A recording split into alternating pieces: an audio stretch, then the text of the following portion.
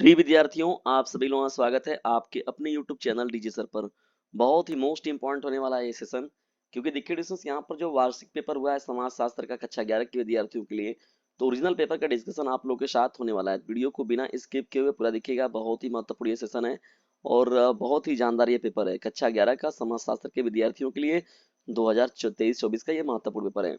चलिए डिस्कस यहाँ पर स्टार्ट करते हैं इस सेशन को हम लोग और बनाते हैं इस सेशन को खास। देखिए डिस्कस यहाँ पर प्रश्न क्या है आप लोगों का, परिवर्तन क्या है, परिवर्तन क्या होता है, निर्मित नियम है, प्राकृतिक नियम है, मानव प्रदत्त नियम है, ये सभी। तो देखिए डिस्कस परिवर्तन के रूप में अगर देखा जाए तो ये सभी जो ऑप्शन होगा वो आपका करेक्ट हो जाएगा। देखिए यहाँ पर ये परिवर्तन जो होता है वो निर्मित नियम भी होता है, प्राकृतिक नियम के तौर पर भी होता है, मानव प्रदत्त भी नियम भी के तौर पर भी होता है। ठीक है, तो चीजें इसमें परिवर्तित होती रहती हैं, ठीक है ना, समय समय पर चीजें। तो ये हो जाएगा आप लोगों का। दूसरा देखिए प्रश्न क्या है आप लोगों का, सामाजिक संरचना के तत्व कौन है। सामाजिक आदर्श हो गया, सामाजिक स्थिति हो गई और सामाजिक भूमिका। तो देखिए सामाजिक संरचना के रूप में ये सभी की सभी बातें आती हैं, तो ये सभी ऑप्शन जो होगा आपका इस प्रश्न का राइट आंसर हो जाएगा। तीसरे मोस्ट इंपॉर्टेंट प्रश्न की मुझे बढ़ते हैं। देखिए यहाँ पर असहयोगी सामाजिक प्रक्रिया क्या है। असहयोगी सामाजिक प्रक्रिया के बारे में अगर बात किया जाए तो देखिए सहयोग की भावना से प्रेरित न होना ने असहयोगी सामाजिक प्रक्रिया। प्रतिस्पर्धा देखने को मिलता है, देखिए व्यवस्थापन देखने को मिलता है, आत्मसात। तो ये देखिए ये सभी जो ऑप्शन होगा आपका क्या होगा इस प्रश्न का राइट आंसर हो जाएगा। देखिए प्रश्न क्या है आप लोग का, सामाजिक ढांचे में होने वाले परिवर्तन को क्या कहते हैं। देखिए सामाजिक ढांचे में जो परिवर्तन होता है उसको हम लोग कहते हैं सामाजिक परिवर्तन के दृष्टिकोण से देखते हैं। जाति व्यवस्था की विशेषता है जाति का जन्म से निर्धारण, उच्च नीच का संतरण, अंतर विवाही व्यवस्था, उपयुक्त सभी। तो देखिए उपयुक्त सभी जो होगा इस प्रश्न का राइट आंसर हो जाएगा। जाति व्यवस्था की विशेषता क्या हो जाएगा, उपयुक्त सभी जो ऑप्शन होगा आपका करेक्ट हो जाएगा। प्रश्नों की श्रृंखला में जब हम लोग आगे बढ़ते हैं, देखिए वैधता संपन्न शक्ति को क्या कहते हैं। वैधता संपन्न शक्ति को क्या कहते हैं, वैधता संपन्न शक्ति को क्या कहते हैं। प्रभाव, सत्ता, बल प्रयोग, अनावश्यक दबाव।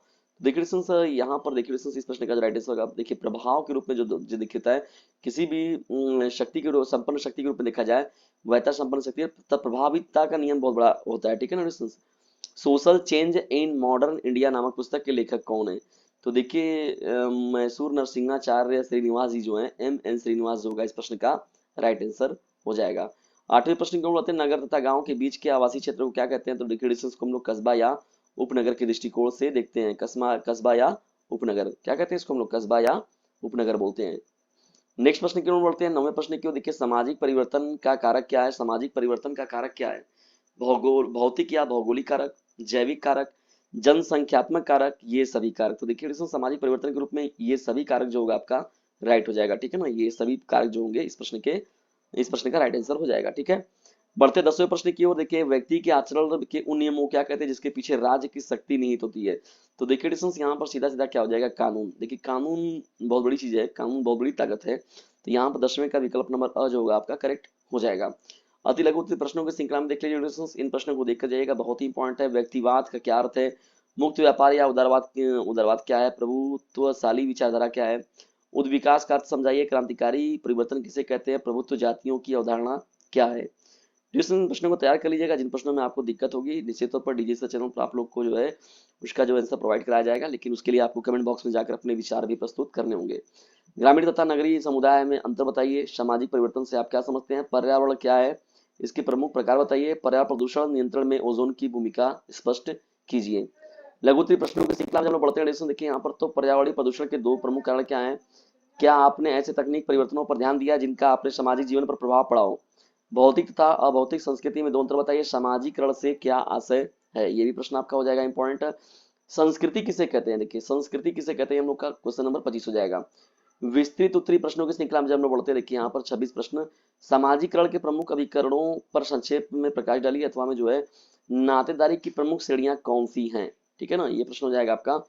27वां देखिए प्रश्न क्या होगा, सत्ता, वंश तथा निवास स्थान के आधार पर परिवार का वर्गीकरण करना है। यहाँ पर ना सत्ता, वंश तथा निवास स्थान के आधार पर परिवार का वर्गीकरण प्रस्तुत करना है।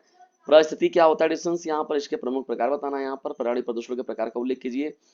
पर्यावरण प्रदूषण के मुख्य सामाजिक प्रभावों का वर्णन करना है। देखिए बहुत ही महत्वपूर्ण सेशन था डिस्कस ये, और एक से एक बढ़कर प्रश्नों की श्रृंखला थी। ठीक है डिस्कस, तो ये महत्वपूर्ण पेपर आप लोग को कैसा लगा समाजशास्त्र का, कमेंट बॉक्स में जरूर बताइएगा। और यदि वीडियो थोड़ा सा भी हेल्पफुल लगा हो तो इसे अपने क्लासमेट पर शेयर जरूर कीजिएगा।